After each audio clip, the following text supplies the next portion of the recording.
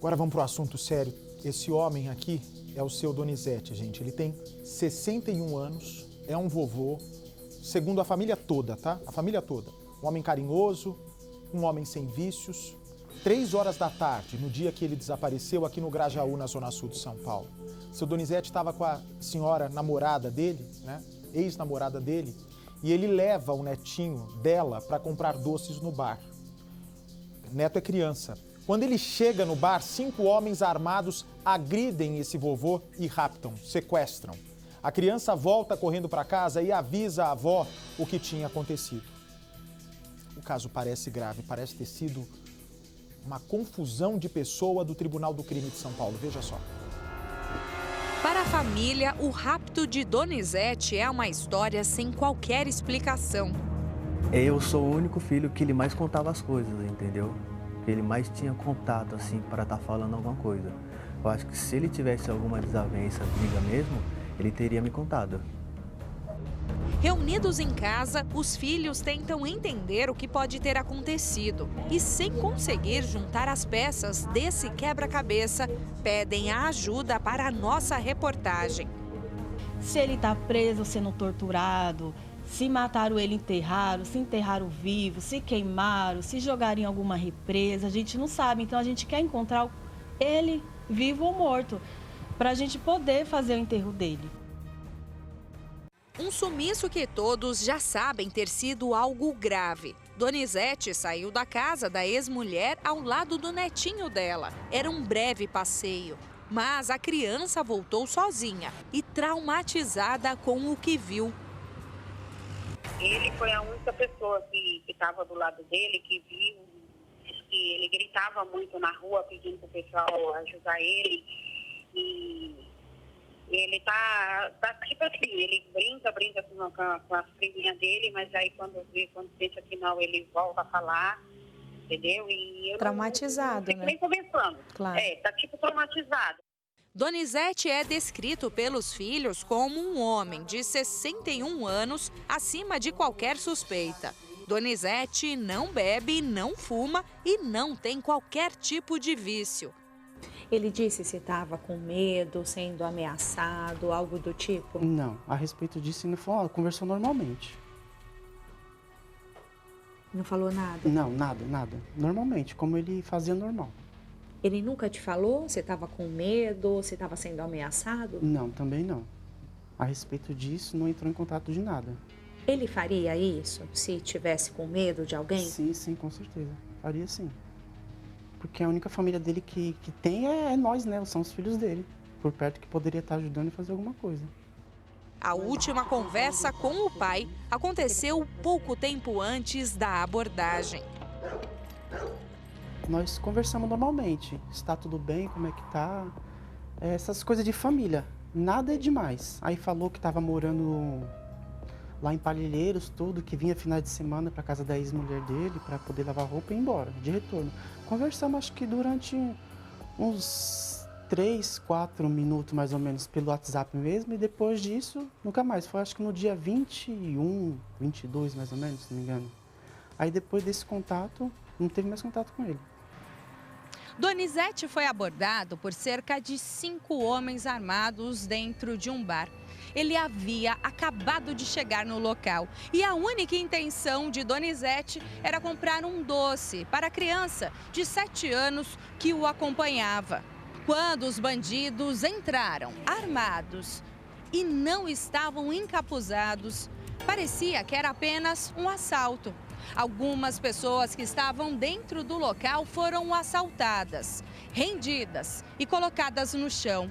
Mesmo sem nenhuma reação, Donizete foi agredido com uma coronhada na cabeça.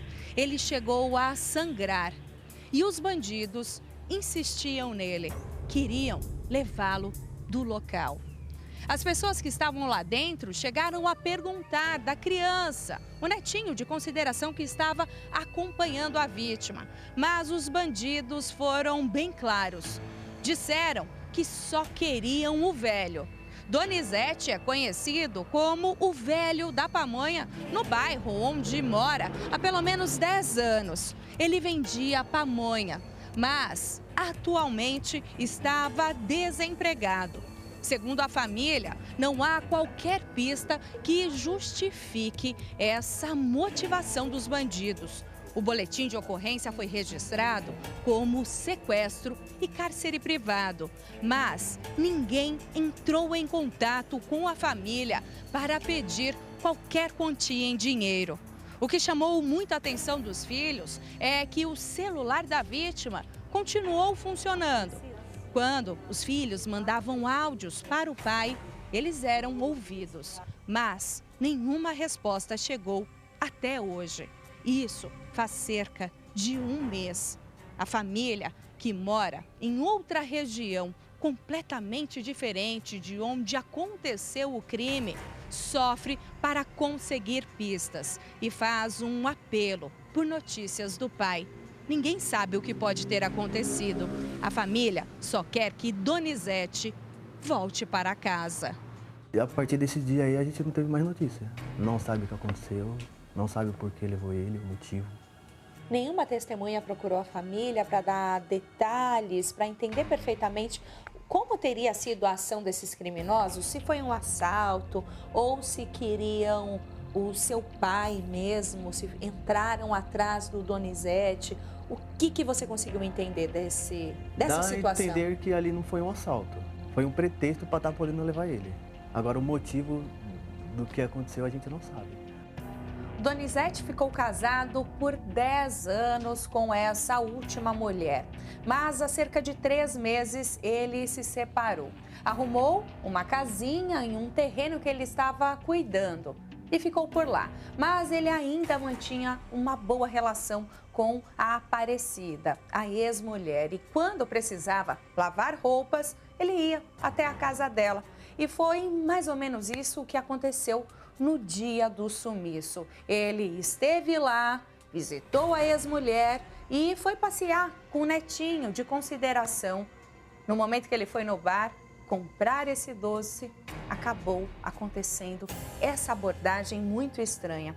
A família registrou o boletim de ocorrência, tá aqui na mão de um dos 7 filhos do seu Donizete. Mas as informações são poucas. A ex-mulher, que era a pessoa mais próxima do desaparecido, não esteve na delegacia.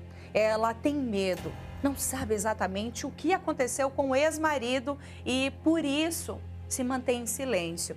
A gente vai tentar falar com ela pelo telefone para tentar mais informações. Entender talvez se o Donizete estava correndo algum risco, estava sendo ameaçado ou se tinha algum inimigo no bairro.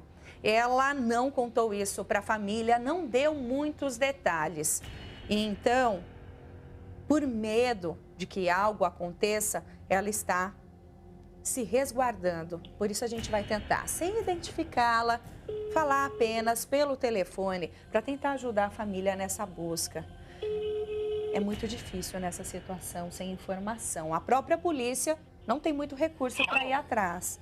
Aparecida? Oi.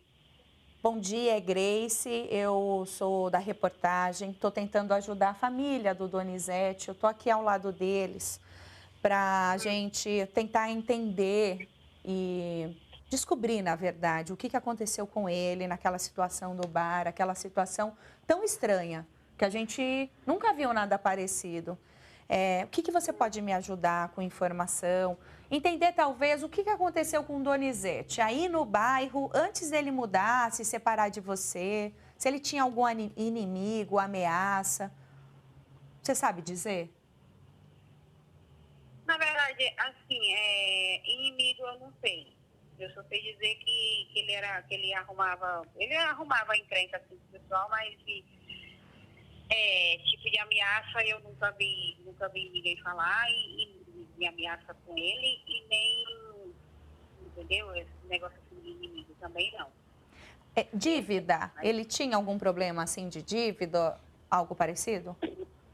Não, ele não tinha dívida, porque ele estava há um bom tempo desempregado, quem estava sustentando a casa era eu, entendeu? Então ele estava há um bom tempo desempregado e ele não tinha dívida nenhuma. Tá.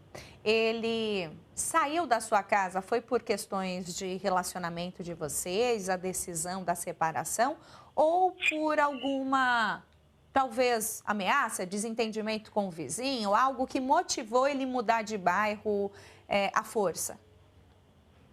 Não, ele saiu de dentro de casa de livre espontânea vontade. É tanto que toda semana ele vinha em casa para lavar a roupa dele, entendeu? E a gente estava morando em casa separada, mas só que a gente continuava. Ele estava só esperando sair o apartamento para a gente morar junto. Ele estava cuidando, tomando conta da casa do colega dele, entendeu? Tá. Lá de Palheireiro. Mas até aí esse negócio de coisa, se tudo que acontecia com ele, ele me falava. E ele não me falou nada. Ele estava de casa de boa. Ele não estava estranho?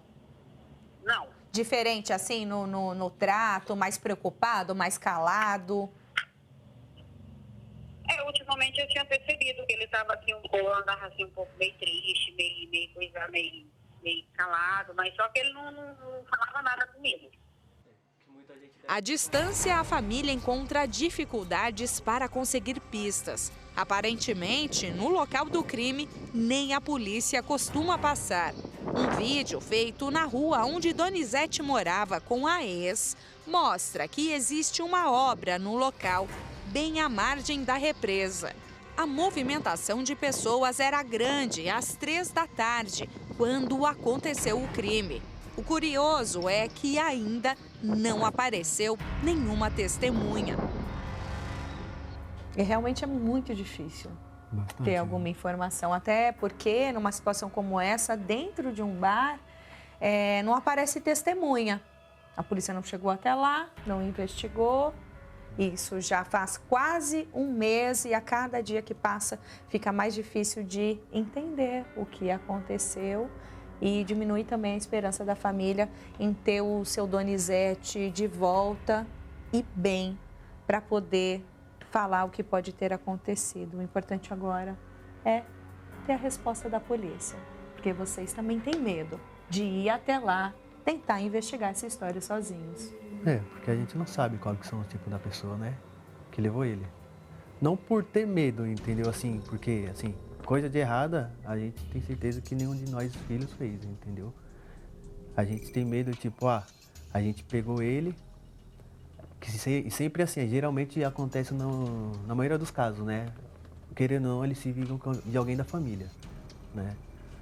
Às vezes o medo até mesmo maior de algum da gente pode ser até esse, entendeu? Tipo, você procurar saber o que aconteceu, até mesmo encontrar alguma pista ou uma prova daquilo e alguém tentar te eliminar por aquilo, entendeu?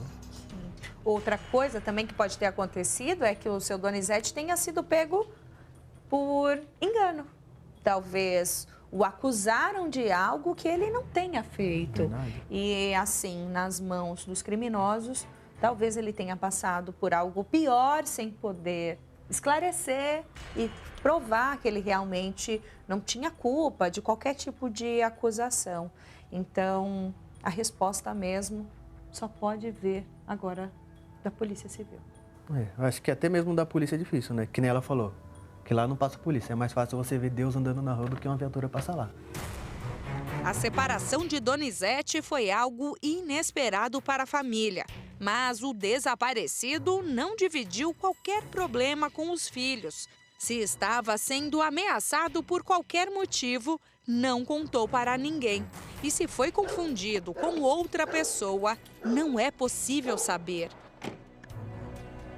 Para a família, o rastreamento do celular poderia ajudar, já que o aparelho ficou funcionando mesmo depois do desaparecimento.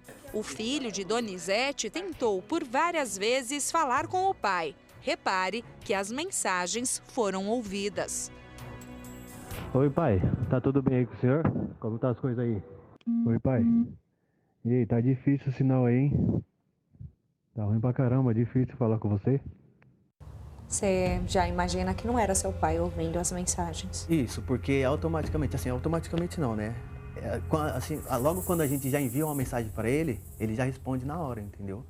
Ele não fica muito tempo sem falar assim, tipo, eu mandei mensagem agora para você, no outro dia você vai me responder, não. Na hora. Ele já respondia na hora. Ele ia falar com vocês, Ia. se ele estivesse bem. Se fosse ele ia falar. Sem a ajuda da Polícia Civil, os filhos não sabem o que fazer. A gente pede ajuda de vocês, da população que se viu alguma coisa, se viu carregar alguém, esconder alguém em algum lugar, faça uma denúncia anônima, fala onde está, o que viu, para a polícia investigar, ver o que aconteceu. A gente precisa de vocês, né? Porque assim como está acontecendo com a gente hoje, pode acontecer com algum de vocês aí. Se você tiver qualquer informação sobre esse vovô, Donizete, procure imediatamente a Polícia de São Paulo. Mesmo de maneira anônima, qualquer informação vai ajudar a polícia.